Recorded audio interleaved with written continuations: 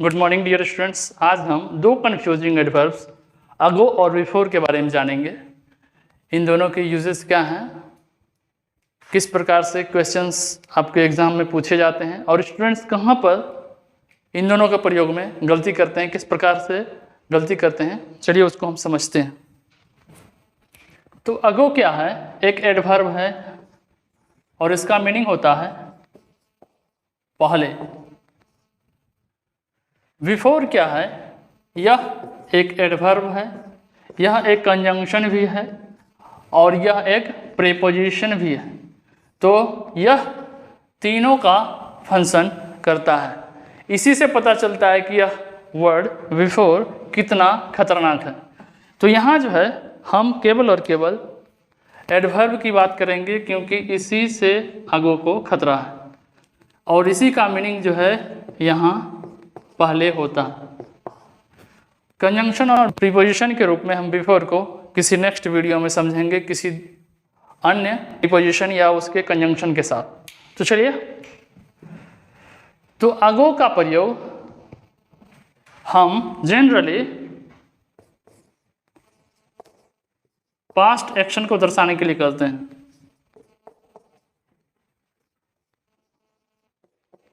Past action, past action को अगर हम क्लियर करें तो सिंपल पास्ट में इसका प्रयोग होता है।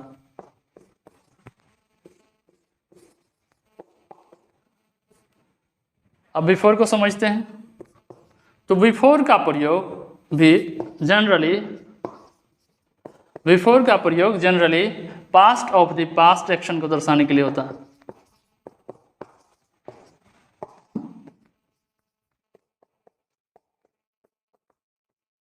अब आपको लग रहा हो कि ये past of the past action क्या है। चलिए इसको हम समझते हैं।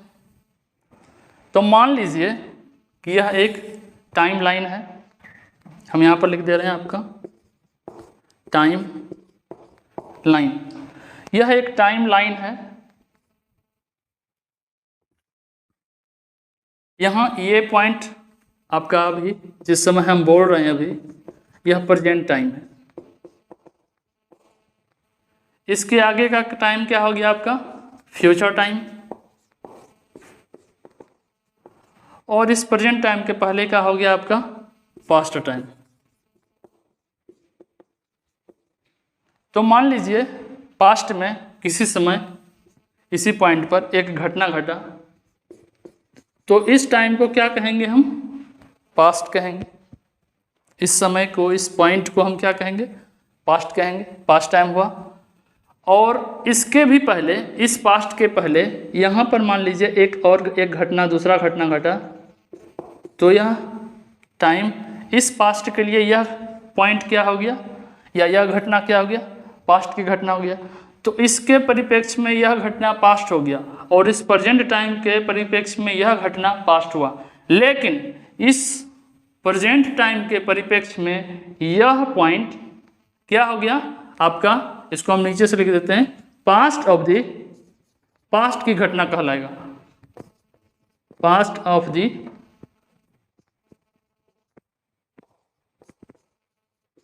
अगर क्लियर नहीं हुआ हो तो हम इस थोड़ा सा दूसरे एग्जांपल से समझते हैं।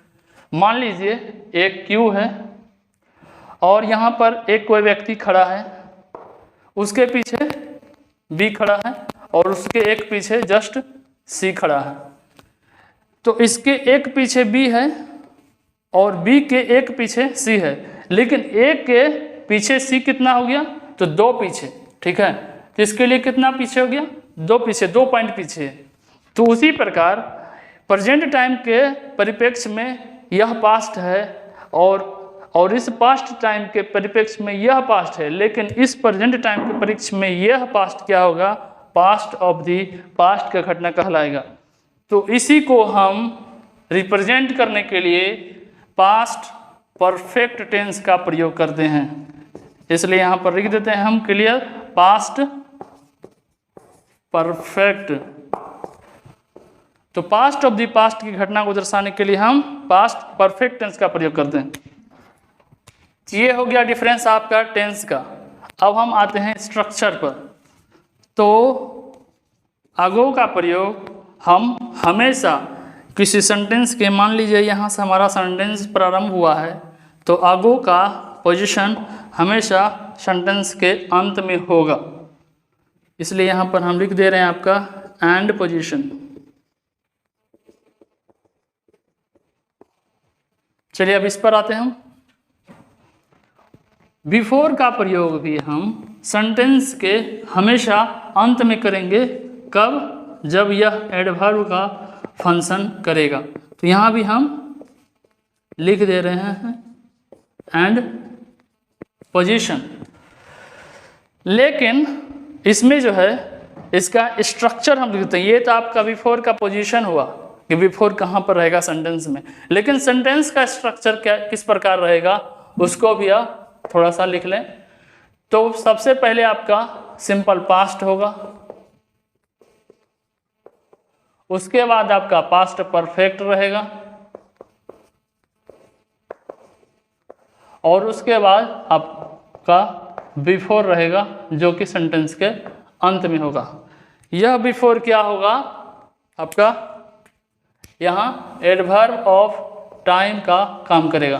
तो एडवर्ब ऑफ टाइम का काम करेगा, जिसका मीनिंग होगा पहले।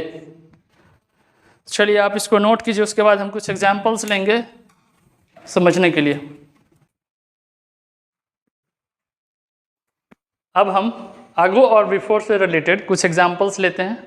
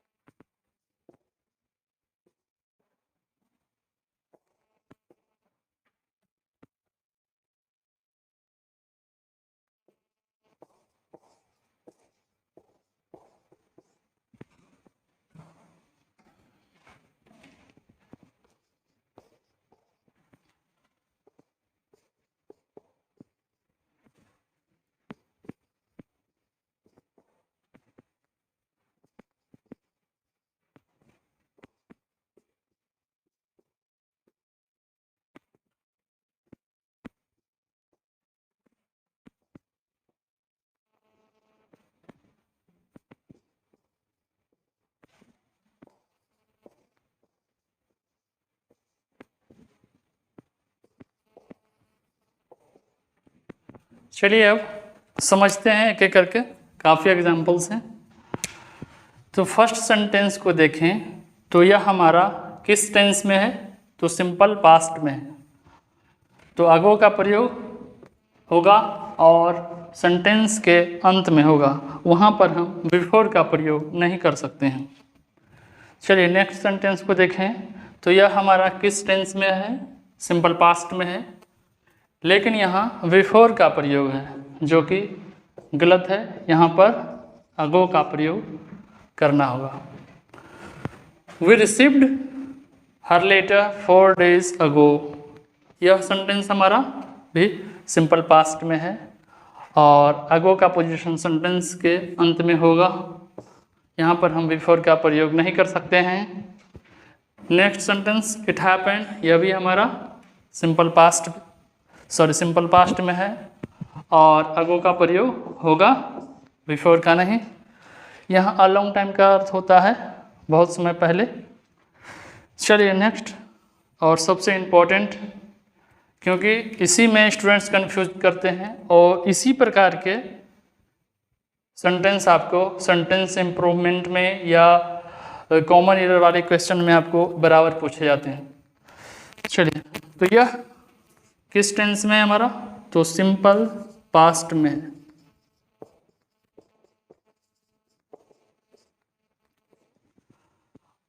उसने कहा, क्या कहा? कि वह जो है यहाँ आया है 2 महीने पहले। तो एक काम, एक घटना, एक कार्य हो चुका है वह पास्ट में, और वह उसने जो कहा यानी कि यह घटना पास्ट में हो चुका है और उसके 2 महीने पहले एक घटना हुआ है। कौन सा घटना? आने का। वह 2 महीने पहले आया है, एक काम हो चुका है और उसने जो आपको बताया वह भी आपका पास्ट में हो चुका है। तो पास्ट का यह कौन सा हुआ? पास्ट ऑफ दी पास्ट का घटना। और हमने आपको बताया कि पास्ट ऑफ दी पास्ट की घटना को रिप्रेजेंट करने के लिए पास्ट परफेक्ट का प्रयोग करते हैं। जो क्या यह पास्ट परफेक्ट है? नहीं है। तो हमें इसके जगह पर पास्ट परफेक्ट का प्रयोग करना पड़ेगा। एग्जाम में आपको 2 तरह से स्टूडेंट्स को कंफ्यूज करते हैं। पहले आपको या तो इस टेंस में जो है कंफ्यूज करेंगे, सिंपल पास्ट की जगह पास्ट परफेक्ट, यहाँ जो है पास्ट परफेक्ट की जगह सिंपल पास्ट देगा। यही दो जगह ये टेंस का एरर हो गया। और दूसरा आपका अगो की जगह बिफोर, बिफोर की जगह अगो। तो यही 2 तरह से क्वेश्चंस पूछते हैं स्टूडेंट्स को, और स्टूडेंट जो है लपेटा जाते हैं इसी में, इसी 2 तरह से लपेटते हैं एग्जामिनर। चलिए नेक्स्ट, शी सेड। तो यहाँ भी जो है हमारा यह सेंटेंस किस में है? तो सिंपल पास्ट में है।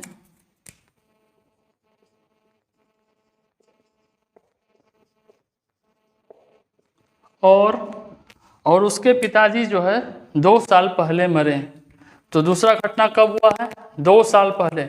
उसने आपको बताया, वो अभी आपका पास्ट में हो चुका है। तो पास्ट का या पास्ट ऑफ दी पास्ट का घटना हुआ।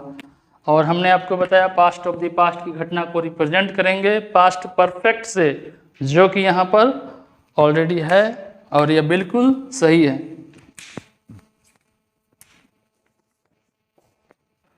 लेकिन यहाँ पर एरर क्या किया गया है कि यहाँ अगो का प्रयोग नहीं होगा, बिफोर का होगा। हमने आपको बताया कि सिंपल पास्ट, उसके बाद आपका पास्ट परफेक्ट रहेगा और उसके अंत में, सबसे अंत में सेंटेंस के बिफोर का प्रयोग होगा, और वह बिफोर एडवर्ब ऑफ टाइम के रूप में प्रयुक्त होगा जिसका अर्थ उस सेंटेंस में पहले होगा। तो ये था अगो और बिफोर के यूजेस। चलिए आप इसको नोट कीजिए।